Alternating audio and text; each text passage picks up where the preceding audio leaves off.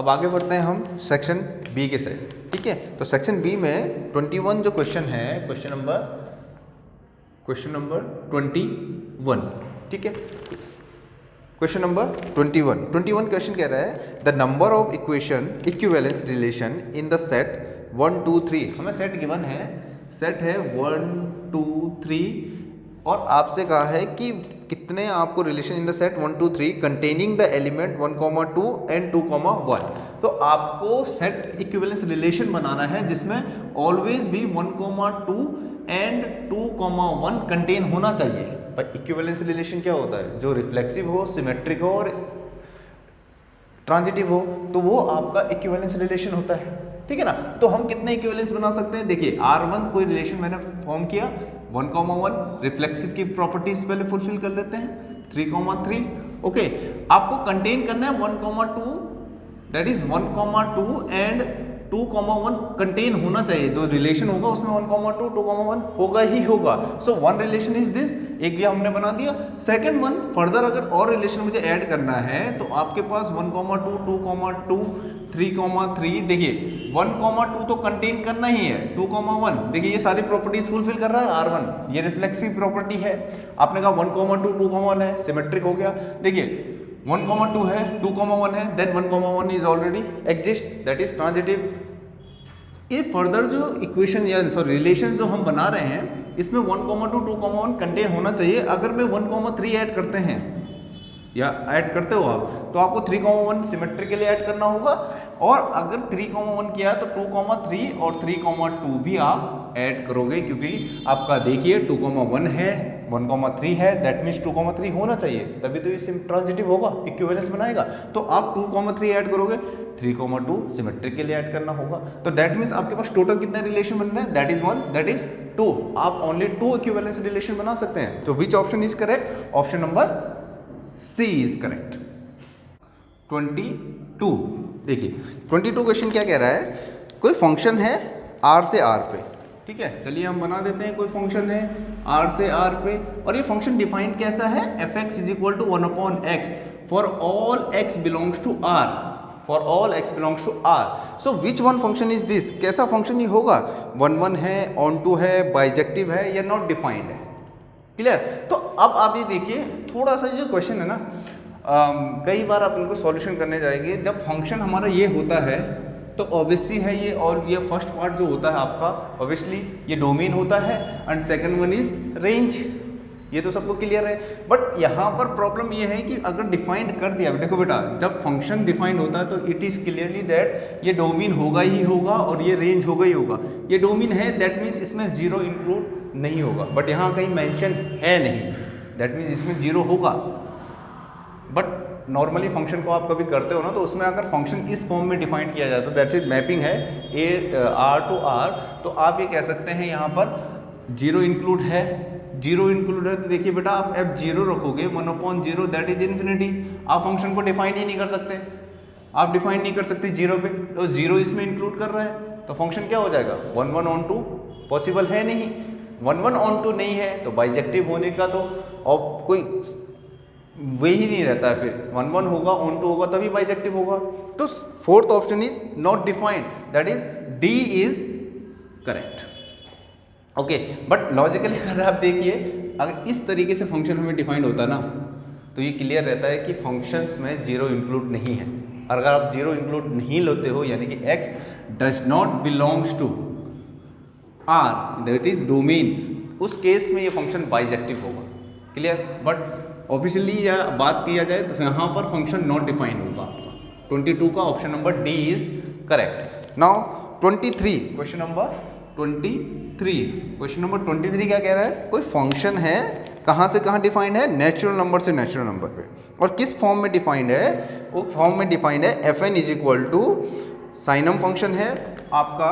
तो आपका फंक्शन जो है वो नेचुरल नंबर से नेचुरल नंबर पे डिफाइंड है। और किस फॉर्म में है? fn is equal to n+1/2 when n is odd and n/2 n is even, तो देखो आपसे फर्दर फंक्शन का क्वेश्चन पूछा है, बट फंक्शन का क्वेश्चन पूछा है कैसा फंक्शन है, बाइजेक्टिव है, 1 1 but not onto but not 1 1, neither 1 1 nor onto. Clear. तो आपके पास जो फंक्शंस है, आपने देखिए 1 1 होने के लिए हमें पता 1 1 की प्रॉपर्टीज होती है every element of set A has a unique image, okay. और ऑन टू की प्रॉपर्टीज होती है कि सेट बी का जो एलिमेंट यानी कोडोमेन के एवरी एलिमेंट की एटलीस्ट 1 प्री इमेज डोमेन में होनी चाहिए। क्लियर। बट आप 1 रखिए तो देखिए 1 + 1/2 आपका 1 आ रहा है, और आप 2 रखिए 2/2 आपका 1 आ रहा है, दैट इज मैनी 1 की केस हो गया। तो 1 1 हो नहीं सकता। देखिए 1 1 नहीं है तो आपका ऑब्वियसली बात है बेटा कि बाइजेक्टिव का क्वेश्चन तो पहला ऑप्शन कैंसिल हो गया। सेकंड वन ऑप्शन है 1 1 है बट नॉट ऑन टू। अब ऑन टू तो हमने चेक किया नहीं है, बट 1 1 तो है नहीं, ये क्या फंक्शन हो गया, मैनी 1। ऑन टू के लिए आप क्या करते हो, कोडोमेन की एवरी एलिमेंट की इमेज होनी चाहिए, प्री इमेज होनी चाहिए डोमेन में। तो देखिए 1 रखने से 1 आया, 2 रखने से 2 आया, अगर आप 3 रखते हो बेटा 3 + 1 दैट इज ये इमेज 2 आ जाएगी, और F4 की इमेज भी 2 आएगी। तो फर्दर आप कितने भी एलिमेंट रखेंगे सेट से, एवरी एलिमेंट आपको रेंज कोडोमेन में मिल जाएगा जो आया है। जैसे 1 आया, 2 आया, फर्दर मैं 5 रखूंगा तो 3 आएगा, 6 रखूंगा 3 आएगा, 7 रखूंगा 4 आएगा, 8 रखूंगा 4 आएगा। ठीक है।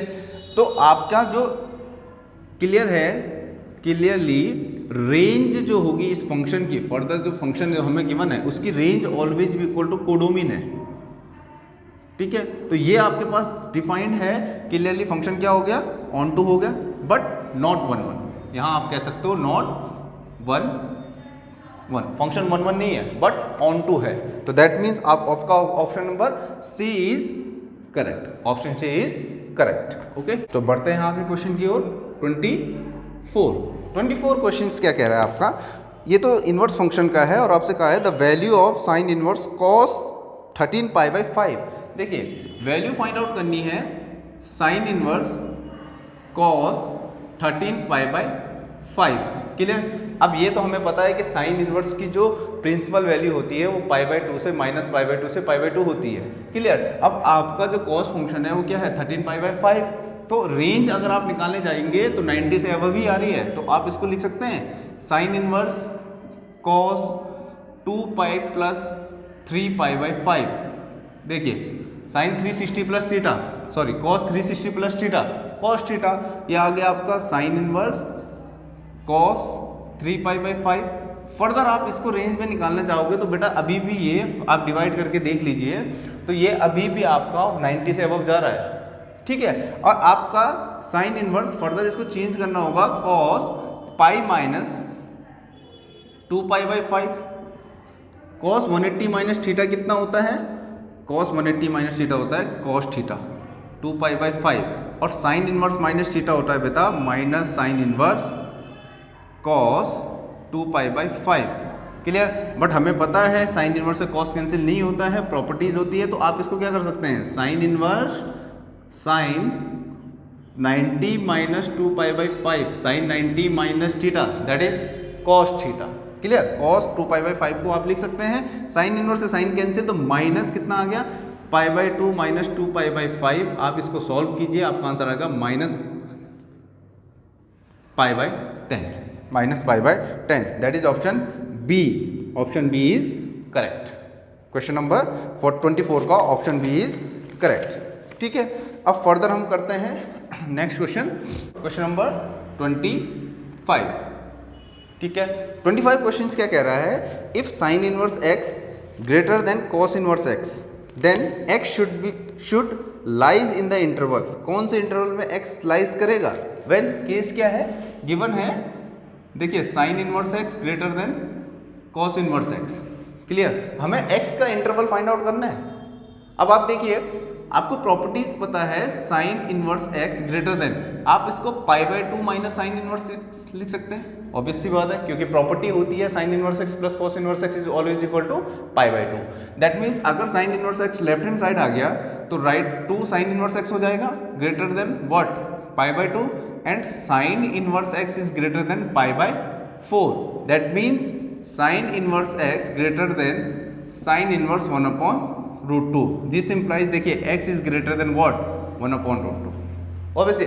चलिए, अगर इसमें भी प्रॉब्लम होती है, कई बच्चों ने सॉल्यूशन नहीं किया ऊपर, आपने ऑब्जेक्टिव जो गिवन है, आप इन ऑब्जेक्टिव के जो 20 के मिडिल पॉइंट हैं वो पुट करके चेक कर सकते हैं। कोई भी पॉइंट रख लीजिए, 2 इंटरवल तो आपको गिवन है ना, ए और बी गिवन है, तो ए और बी के बीच का कोई नंबर पुट करके चेक कर सकते हैं कि ये ऑप्शन करेक्ट है या इनकरेक्ट है ना। अब आप देखिए, आपका ये आ गया greater than 1/√2।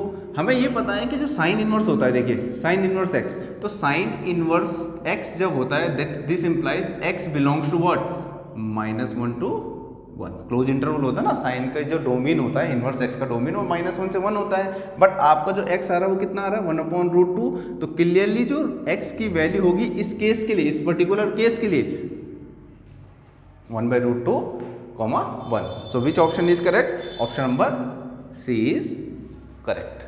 Okay, now further question है आगे।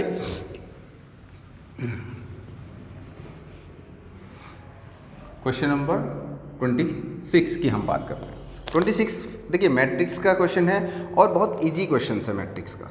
आपको एक मैट्रिक्स गिवन है cos alpha minus sine alpha, sine alpha cos alpha, और आपसे पूछा a plus a transpose is equal to I, then alpha is equal to, आपके देखिए आपके पास गिवन है, तो आपने अगर cos alpha minus sine alpha, sine alpha cos alpha, ये गिवन है a, ये a गिवन है। आपसे पूछा a plus a transpose is equal to I given है। तो सिमिलरली जब आप a और a ट्रांसपोज को ऐड ऑन करोगे तो cos alpha minus sine alpha, sine alpha cos alpha, ठीक है। देखिए ऐड कीजिए और मैं ट्रांसपोज कर रहा हूँ बेटा, इसका डायरेक्ट ट्रांसपोज करते हैं। ट्रांसपोज कैसे करते हैं? रो को कॉलम में लिखते हैं, element of row right in element of columns. तो आप कॉलम में लिख लीजिए cos alpha minus sine alpha, sine alpha and cos alpha is equal to what, 1 0 0 1। Identity matrix 2/2 की आप ऐड ऑन कीजिए तो आपको क्या मिला, 2 cos alpha 0 0, 2 cos alpha is equal to what, 1 0 0 1। देखिए आप इक्वेटिंग कीजिए तो 2 cos alpha is equal to 1, cos alpha is equal to 1/2। cos की टेबल में 1/2 वैल्यू किसकी होती है, 60 की, that is cos alpha is equal to cos π/3, this implies alpha is equal to what, π/3। So which option is correct? Answer इसके लिए कौन सा ऑप्शन हो गया? Option number B is correct. ठीक है, कुछ सॉल्यूशंस हैं, जैसे आपको सॉल्यूशन करवा रहा हूँ कंप्लीटली, आपको मैं डायरेक्ट ऑप्शंस भी बता सकता हूँ, बट सिर्फ जनरल वे के लिए कि आपको करना कैसे था, अटेम्प्ट कैसे करना है, इस वे से मैं आपको समझा रहा हूँ कि अगर फर्दर कभी कोई क्वेश्चंस आता है तो ऑब्जेक्टिव जो क्वेश्चंस होते हैं उसमें थोड़ा सा आपको कहते हैं कि शॉर्ट ट्रिक का यूज कीजिए, बट शॉर्ट ट्रिक हम उतना यूज नहीं किया करते। भाई मेथड है, आपको मैथमेटिक्स तो सॉल्व करना होगा, देन आप रिजल्ट पे आते हो ना मैथ्स में, ठीक है ना। देन नाउ 27 इज ऑल्सो भी फर्दर ए डिटर्मिनेंट, और ये बहुत इजी क्वेश्चंस है। तो 27 का option number D is correct. मैं इसलिए नहीं करा रहा हूँ कि आप अगर इसको करना चाहते हो तो आप प्रॉपर्टीज यूज कीजिए और एक्सपेंड अलोंग R1 R2 के अलोंग कीजिए, और बहुत सिंपल क्वेश्चंस है। तो हम जो सिंपल क्वेश्चंस है उसमें टाइम वेस्ट नहीं करते हैं। अब आपका ऑप्शन डी है, आप कर सकते हैं, एवरी बच्चा कर सकता है इसको, ठीक है ना। तो क्वेश्चन नंबर 27 के बाद आते हैं 28 पे, ठीक है। 28 आपका कह रहा है कि अगर ये क्वेश्चन अच्छा था, थोड़ा सा अच्छा था, बहुत मतलब अगर बच्चों ने डीप स्टडी किया होगा और अंडरस्टैंड किया होगा क्वेश्चन क्या कह रहा है, तो ही बच्चों ने इसको टैकल किया होगा, ठीक है। क्वेश्चन कह रहा है if A is a matrix, A कोई मैट्रिक्स गिवन है, देखिए, ठीक है। ए मैट्रिक्स हम बना लेते हैं, ए क्वेश्चन मैट्रिक्स है 1 - 2 4, 2 - 1 3 4 2 0 4 2 0।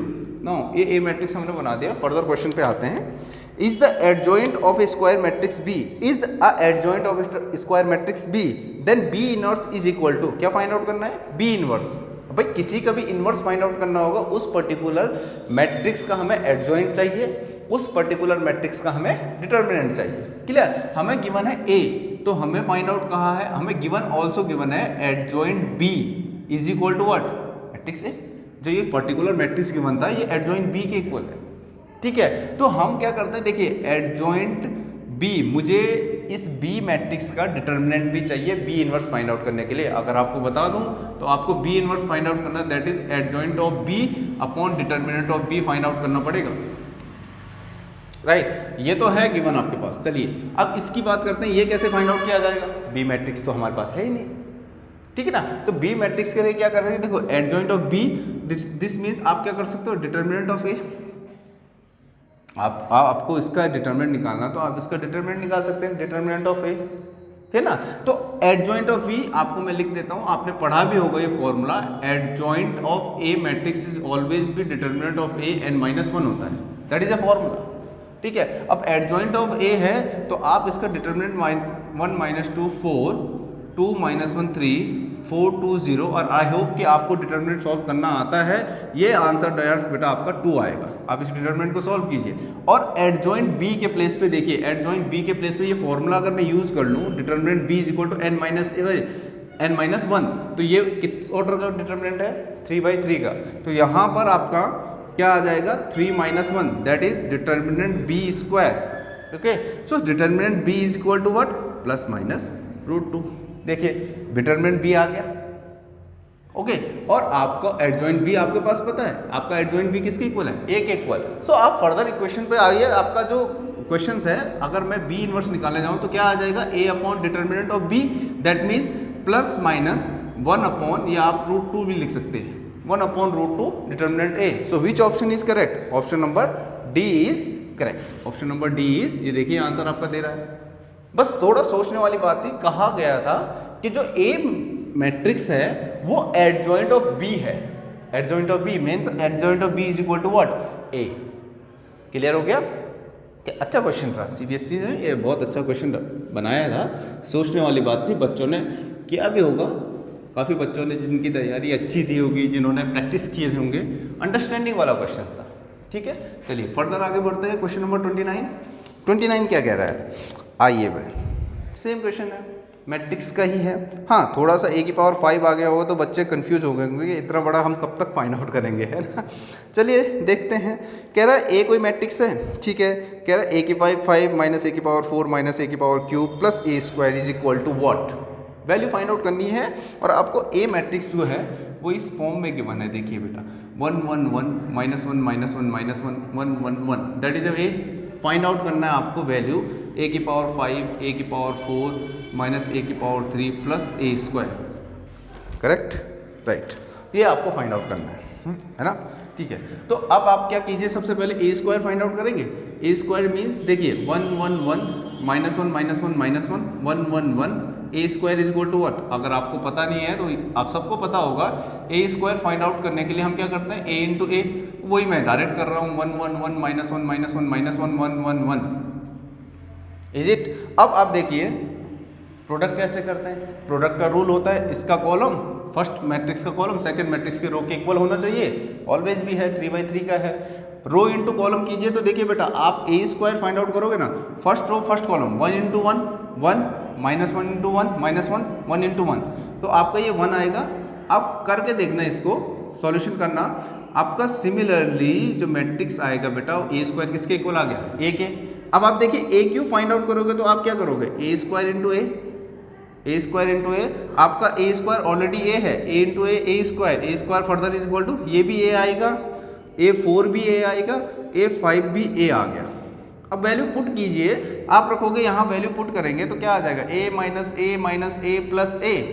इसमें पुट करने से जो इक्वेशन हमें फाइंड आउट करनी है, तो आपका a - a कैंसिल हो गया, तो आपका रिजल्ट कितना आया, 0। ऑब्वियसली 0 आ रहा था। तो क्वेश्चन बड़ा जरूर था, 5 की पावर दी थी, बट एक ही स्टेप से आपको फर्दर आगे पता चल रहा था कि भाई आगे आपके जो भी a³ होगा, a4 होगा, a5 होगा, a6 होगा, वो a में आंसर देगा, ठीक है ना। तो आपका जो ऑप्शन है, विच option is correct, that is option number D, D is correct, okay. 30 की बात करते हैं, क्या कह रहा है 30 कह रहा है, ये तो बहुत सिंपल ही क्वेश्चन है, आपको से तो y⁻x दिया है, y⁻x, और आपसे पूछा है d2y/dx², that is double derivative. तो बेटा अगर y डैश निकालेंगे तो फर्स्ट डेरिवेटिव आपका -e⁻x आ गया, y double dash that is double derivative d2y by dx that is e की power minus x and that further equal to y। So which option is correct? Answer बहुत simple question था ये तो, कि किसी बच्चे ने अगर ये क्वेश्चन नहीं किया होगा तो फिर बेटा वो तो बहुत गलत बात है। बहुत सिंपल क्वेश्चन था और आई होप सबने ये किया होगा। क्वेश्चन नंबर 30 का बी ऑप्शन हो गया। नाउ 31 की बात करते हैं। Question number 31 that also be a parametric form, differentiation का क्वेश्चन है ना। पैरामेट्रिक फॉर्म गिवन है, कह रहा है if x is equal to T square plus 1 y is equal to 2at then d2y by D x square at t is equal to a। ठीक है, तो आपको गिवन क्या है? पैरामेट्रिक फॉर्म है। आप सबको पता है पैरामेट्रिक फॉर्म में आपको कैसे फाइंड आउट करते हैं dy बाई डी एक्स। देखिए dy बाई डी एक्स के लिए सबको पता है dx dy by D T into dx by D T हम यूज करते हैं। That is a parametric form का सॉल्यूशन निकालना। हमें पहले dy बाई डी एक्स निकालना होगा, तभी हम फर्दर अगेन डिफरेंशिएट करके d2y by D x square निकालते हैं। तो dy बाई डी टी अगर आप फाइंड आउट करोगे तो कितना आएगा 2a, dx by D T निकालेंगे तो ये सीधे सीधे 1/2t आ जाएगा। देखिए कैंसिल हो गया, कितना आ गया आपका dy बाई डी एक्स आ गया बेटा a/t। फर्दर मैं अगर इसमें d2y by D x square find out करता हूँ यानी कि डबल डेरिवेटिव करता हूँ, तो देखिए डबल डेरिवेटिव के लिए इसका डिफरेंशिएशन प्रोडक्ट रूल से -a/t स्क्वायर हो जाएगा। आप करके देखना, product rule sorry question rule लगा के आप देखना, आपके पास -a/t स्क्वायर आ जाएगा। इनटू में प्रॉब्लम क्या है, हमारा जो वेरिएबल है वो t का है। हम किसकी रिस्पेक्ट में डिफरेंशिएट कर रहे हैं? x की। किसकी रिस्पेक्ट में? x की। तो x स्क्वायर के रिस्पेक्ट में डिफरेंशिएट करूंगा तो फर्दर dt/dx आएगा। ठीक है, dt/dx a/t square into further आप इसकी वैल्यू पुट कीजिए। देखिए dt/dx कितना है 1/2t। ठीक है, ये आ गया आपका -a/t 2t cube. But find out किस में करना था? d2y by D x square at t is equal to a। आप a को पुट कीजिए t की प्लेस पे तो a क्यूब हो जाएगा, a से कैंसिल, देखिए -1/2a square. So which option is correct? Option number B. Option number B is correct. Clear? So 31 का option number B is correct. Solution आपके सामने है और ये सब ने किया भी होगा कि सिंपल क्वेश्चन था। डिफरेंशिएशन में तो पैरामेट्रिक फॉर्म हर किसी ने किया होगा। ठीक है, नाउ क्वेश्चन नंबर 32 की बात करते हैं। क्या कह रहा है क्वेश्चन नंबर 32? आइए देखते हैं। द फंक्शन, कैसा फंक्शन है? साइनम फंक्शन है और फंक्शन है x square when x less than 1, 2 minus x when x greater than equal to 1। ठीक है, फंक्शन गिवन है x square x less than 1, 2 minus x when x greater than equal to 1।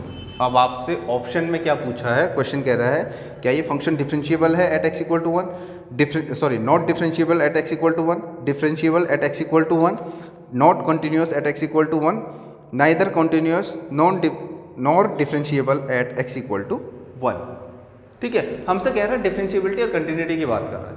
तो continuity तो check नहीं करनी है बेटा, क्योंकि every continuous function need not to be differentiable. जरूरी नहीं कॉन्टिन्यूअस डिफरेंशिएबल होगा, हम डिफरेंशिएबल चेक करते हैं। डिफरेंशिएबल अगर आ गया तो ऑब्वियसली बात है फंक्शन कॉन्टिन्यूअस भी होगा ही होगा, बट कॉन्टिन्यूअस है जरूरी नहीं कि डिफरेंशिएबल होगा। ठीक है ना, तो हमारे पास देखिए हम डिफरेंशिएबिलिटी इसकी चेक करते हैं। आप चाहे तो राइट हैंड डेरिवेटिव और एंड लेफ्ट हैंड डेरिवेटिव का यूज कर सकते हैं फॉर्मूला यूज करके। बट अगर डिफरेंशिएशन चेक करना है तो देखिए राइट हैंड डेरिवेटिव के लिए मेरे पास फंक्शन सीधे सीधे राइट हैंड होगा। Right hand means greater than 1, 1 पे चेक कर रहा हूं तो ग्रेटर देन 1 किस पे आएगा? इस पे ही। मैं डायरेक्ट डिफरेंशिएट करता हूं F dash x.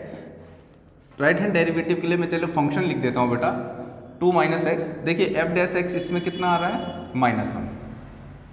Left hand derivative के लिए आपके पास फंक्शन है f x is equal to x square. चलिए डिफरेंशिएट कीजिए। ठीक है, 1 पे ये आ गया आपका f dash x is equal to 2x और मुझे चेक करना है f dash x is equal to 1 पे, तो डेट इज 2, सॉरी 1 पे चेक करना 2 आ गया।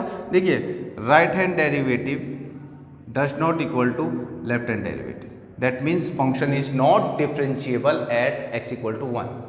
क्लियर? ठीक है, अगर आपको ये प्रॉब्लम हो रही है कि सर ऐसे कैसे कर दिया आपने, डिफरेंशिएशन कैसे कर दिया, तो ठीक है आप राइट हैंड डेरिवेटिव का ये फॉर्मूला यूज कीजिए। राइट हैंड डेरिवेटिव का limit h tends to 0, differentiation का फॉर्मूला होता है ना f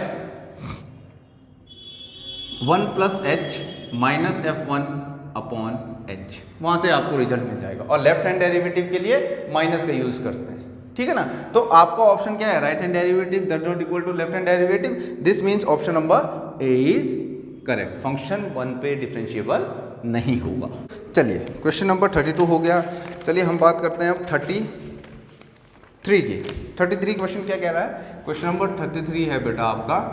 क्वेश्चन कह रहा है कि कोई कर्व है, इक्वेशन है x square minus x y plus y square is equal to 27। देखिए स्क्रीन पे भी है आपके ऊपर।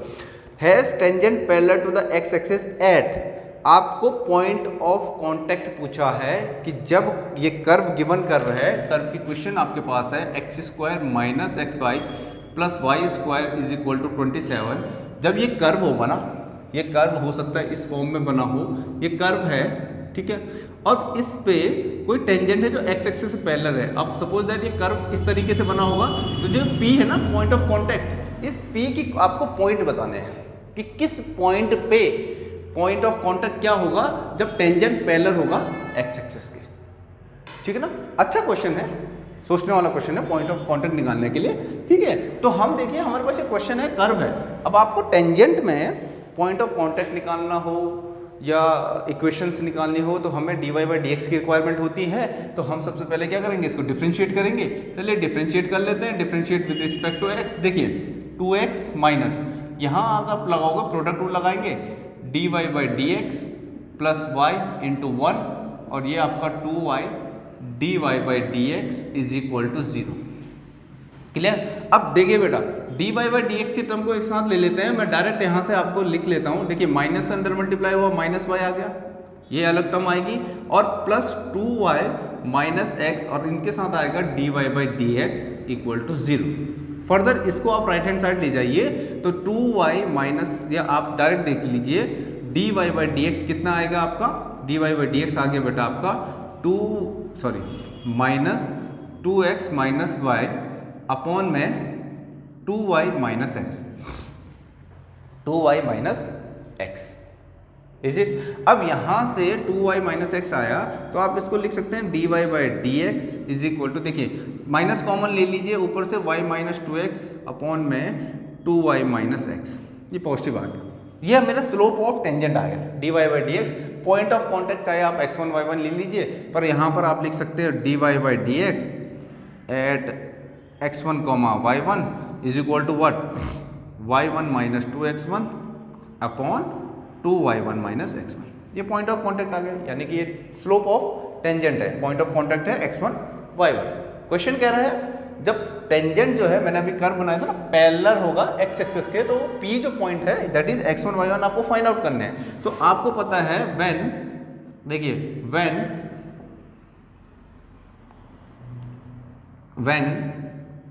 Tangent parallel to x axis, क्या होता है भाई, tangent parallel to x axis होता है तो जो एंगल होता है वो ऑलवेज जीरो होता है, that is dy by D x is equal to 0। ये 0 के इक्वल होता है, दिस इंप्लाइज, आप ये लिख सकते हो dy by D x at x1 y1 is equal to 0। ठीक है, 0 के इक्वल होता है, हमने 0 किया, y1 माइनस 2x1 अपॉन में 2y1 minus x1, cross multiply कीजिए, देखिए बेटा y1 is equal to 2x1 यहाँ से आ रहा होगा, रिलेशन ये आ रहा है। तो रिलेशन आ गया, तो आपके पास जो ऑब्जेक्टिव हैं, देखिए जो आंसर दिए हैं, अब आप उन आंसर को इसमें पुट करके सेटिस्फाई कराइए। ऑप्शन ये है क्योंकि हमें टाइम सेव करना है, अदरवाइज आपके पास आपका y1 आ गया 2x1, इस y1 की वैल्यू आप यहाँ पुट करोगे, यहाँ से आपको x1 मिल जाएगा। ये टेंजेंट की एक कंडीशंस होती है ऑलवेज भी, एक पॉइंट मिल गया है, दूसरा पॉइंट कर्व की इक्वेशन से मिलेगा। ठीक है, बट हम यहाँ पर किसका यूज करते हैं, डायरेक्ट ऑप्शन का यूज कीजिए ना, आपके पास ये कंडीशन होगी। अब इस कंडीशन को जो पॉइंट सेटिस्फाई कराएगा वो पॉइंट आपका पॉइंट ऑफ कांटेक्ट हो जाएगा। तो देखिए पहला ऑप्शन रखिए 3,6, आप x1 की जगह 3 रखोगे, 3 2 6, y1 की जगह 6, करेक्ट। आप रखिए x1 की जगह -3 -6, y1 की जगह -6 is equal to -6, that is also correct. So option A is correct. बाकी ऑप्शन आप चेक करते रहिए, आपको ऑप्शन नहीं देगा, यानी कि आंसर जो है ये सेटिस्फाई नहीं कराएगा। दूसरा ही क्वेश्चन देख लीजिए, ऑप्शन बी जो है, जो ऑप्शन बी है उसमें आप 3, -6 रखिए, y को -6 रखा, x1 को आप 3 रख रहे हो, 2 3 6 -6, it can be possible, -6 is equal to 6 not, so option A is correct 33 का। नाउ क्वेश्चन 34, अच्छा क्वेश्चन है, काफ़ी अच्छा क्वेश्चन है, मैक्सिमा मिनिमा का। क्या क्वेश्चन क्या कह रहा है, a wire of length 20 centimetre is bent in form of sector of a circle. एक वायर है, लेंथ है उसकी 20 सेंटीमीटर और उसको बेंड किया, यानी उसको फोल्ड किया या तोड़ा मरोड़ा जो भी किया, और बेंट करके उसको बेंड किया होगा, वायर को इस तरीके से बेंड किया कि जो न्यू शेप आई वो किसकी थी, सेक्टर ऑफ सर्कल की। जो सर्कल होता है, हमने 10th क्लास में भी पढ़ा कि सेक्टर ऑफ सर्कल क्या होता है, एक ट्रायंगुलर शेप होता है बट आर्क होती है एंड में, है ना। The maximum area that can be enclose by the wire, जो वायर का मैक्सिमम एरिया होगा वो इंक्लोज कितना हुआ होगा। ठीक है, चलो देखते हैं। ये देखिए एक कोई वायर है बेटा ए बी, इसकी लेंथ कितनी है 20 सेंटीमीटर हमें गिवन है। अच्छा, इसको बेंड किया तो ये आपके पास ये आपके पास एक सेक्टर आया है ना, सर्कल का सेक्टर। अब सर्कल का सेक्टर है तो थीटा भी होगा, सर्कल का रेडियस भी होगा आर एंड आर, और ये सर्कल की लेंथ होगी, ये आर्क लेंथ होगी L, this one is arc length L. ठीक है, तो देखिए बेटा इस वायर को हमने बेंट किया और इस फॉर्म में बनाया और आपको ये एरिया फाइंड आउट करना है। ठीक है, गिवन क्या है, आर्क की लेंथ। तो जो आर्क की लेंथ होगी उस लेंथ को आपने फोल्ड किया, ये जो सेक्टर बना, तो इस सेक्टर का जो पेरीमीटर होगा, देखिए पेरीमीटर ऑफ सेक्टर, तो वो क्या होता है, पेरीमीटर ऑफ सेक्टर जो है वो कितना होगा, जितना सर्कल की जो जितना ये वायर है जितनी उसकी लेंथ थी, वायर की लेंथ थी, क्योंकि वायर से ही आपने क्या बनाया, सेक्टर ऑफ सर्कल। ठीक है, तो सेक्टर ऑफ सर्कल का पेरीमीटर कितना होता है 2r plus L, 2r plus L arc length. Okay, तो ये आपके पास कितना है 20, 2r प्लस, देखिए बेटा आर्क लेंथ का फॉर्मूला होता है 3/360 डिग्री इंटू 2πr, 2πr। ठीक है, अब यहाँ से आप क्या कीजिए 20 minus 2r is equal to, देखिए मैं यहाँ से θ/360 की वैल्यू लिखता हूँ, ये तो कितना आ जाएगा 2πr। फर्दर आप इसको थोड़ा सा सिंप्लीफाई करेंगे ना तो 360 इज इक्वल टू 2 कॉमन लेंगे, 10 माइनस r/πr आएगा। रीजन क्यों, क्योंकि मुझे एरिया मैक्सिमम करना है, तो एरिया ऑफ सेक्टर वो क्या होता है, एरिया ऑफ सेक्टर होता है θ/360 डिग्री इंटू πr स्क्वायर,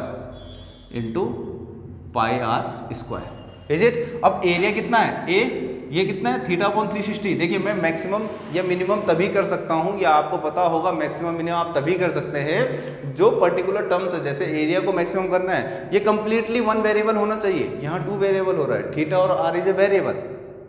ठीक है, इसको कन्वर्ट करने के लिए क्या किया, इस यहाँ पर जो टर्म्स आई θ/360 की जगह पे आप ये यूज करोगे तो 10 minus r/πr into πr square, देखिए कैंसिल हो गया, तो एरिया कितना आ गया 10r minus r square. Simple, इसको डिफ्रेंशिएट कीजिए 10 माइनस 2r, अगेन डिफ्रेंशिएट कीजिए, देखिए -2, मैक्सिमम तो आ गया क्योंकि a double dash less than 0 आ रहा है, what ever value of r, हमें यहाँ r है नहीं तो सीधे से लेस देन 0 आ रहा, तो a इज मैक्सिमम ऑलरेडी, है ना, ए मैक्सिमम हो गया, ए मैक्सिमम हो गया। आपसे पूछा मैक्सिमम एरिया क्या है, मैक्सिमम एरिया क्या है, तो मैक्सिमम एरिया के लिए सबसे पहले आप पॉइंट निकालोगे, ए डैश को 0 पुट कीजिए तो 10 minus 2r is equal to 0, this implies r is equal to 5 आ गया बेटा। और ये मैक्सिमम मिनिमा का बहुत अच्छा पॉइंट होता है, जब आपको पर्टिकुलर पॉइंट मिलता है जिस पॉइंट पे फंक्शन मैक्सिमम या मिनिमम होता है, उस पॉइंट की वैल्यू देखिए बेटा, एरिया मैक्सिमम पूछा है, यहाँ पुट कीजिए तो a इज इक्वल टू कितना आ जाएगा 10 into 5 minus 5 square, that is 25। देखिए 50 माइनस 25 आ गया, स्क्वायर यूनिट आएगा, सेंटीमीटर स्क्वायर। क्लियर, तो आपका जो ये 25 आ गया, आप लिख सकते हो स्क्वायर सेंटीमीटर। ठीक है, तो आपका जो ऑप्शन है कौन सा है, option B is correct. This question number 34 option B is correct. ठीक है, और ये काफी अच्छा क्वेश्चन था। अंडरस्टैंडिंग बेस्ड क्वेश्चंस होते हैं मैक्सिमम मिनिमा के, काफी आपने प्रैक्टिस किया भी होगा और आगे भी काम आएगा आपके। फर्दर आप कभी 12th के बाद NDA जेई मेंस वगैरह की आप प्रिपरेशन कर रहे होंगे इंजीनियरिंग एग्जाम्स की, तो वहाँ भी ये क्वेश्चन काफ़ी यूजफुल होते हैं। ठीक है ना। Now question number 35 is also good question. क्या कह रहा है, द फंक्शन, कोई फंक्शन गिवन है, किस फॉर्म में, x minus sine x, decrease for, कहाँ ये डिक्रीज होगा। क्लियर, क्वेश्चन है हमें बताना है ये जो पर्टिकुलर फंक्शन है, ये फंक्शन कहाँ डिक्रीज होगा। डिक्रीज होने के लिए देखिए इंक्रीजिंग डिक्रीजिंग के लिए सबसे पहले फंक्शन को डिफरेंशिएट करना मस्ट होता है, ठीक है। फॉर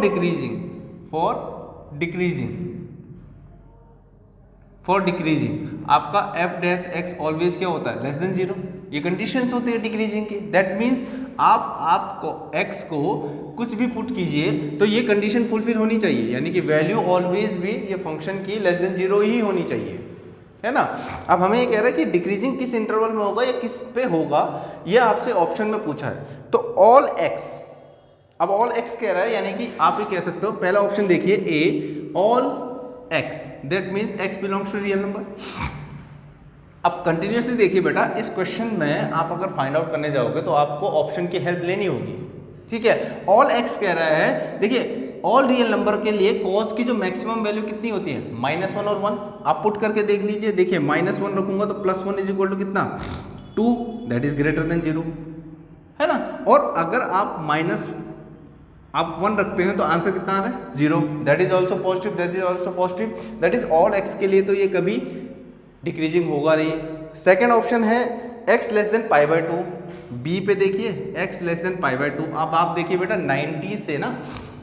90 से पीछे की कितनी भी वैल्यू रखिए, आप π/4 पे चेक कीजिए, 1/√2 होता है, दैट इज 0, 1 माइनस, अगर आप यहाँ पर x को π/4 पुट करते हैं तो 1 माइनस cos x की जो वैल्यू होगी वो 0 पॉइंट समथिंग में ही आती है। आप करके देखिए 1/√2 होगा, ठीक है, 1/1.14 करके जो आएगा वो 0.5 होगा, that is also greater than 0। इस केस में ये फंक्शन ग्रेटर देन 0 देगा, लेस देन 0 नहीं देगा। ये ऑप्शन भी करेक्ट हो गया। 0 से π/4 के बीच में आता है, देखिए सी ऑप्शन है 0 से π/4, सी आपका क्या आ गया, सी ऑप्शन है आपका 0 less than x less than π/4। अब बिटवीन दिस एक ही एंगल आता है, दैट इज 30 डिग्री। cos 30 की वैल्यू कितनी होती है, √3/2, √3/2 means again 0 point something, that is it also भी given that 1 minus cos x is greater than 0। आप इसके बीच में भी सिर्फ कोई भी x रखेंगे ना, ये ग्रेटर देन 0 देखेगा, आप रख के देख लीजिए। ऑब्वियसली आपको पता है इसकी value is between the this angle always भी 0 पॉइंट समथिंग होती है, तो 1 minus 0 point something greater than 0, है ना। तो यहाँ पर भी आपको ऑप्शन मैच नहीं कर रहा है। डिक्रीजिंग कहाँ पर होगा, किसी भी, फोर्थ देखिए डी क्या कह रहा है, नो वैल्यू ऑफ x, किसी भी वैल्यू के लिए ये डिक्रीजिंग नहीं देगा। तो थोड़ा सा अंडरस्टैंडिंग बेस्ड क्वेश्चन था। आप करते भी तो भी नेचुरल जो यूज़ करते हैं हम इंक्रीजिंग डिक्रीजिंग के लिए, पुट करके 0 भी पुट करते तो x की वैल्यू आपका 0 ही आएगा इसमें, ठीक है।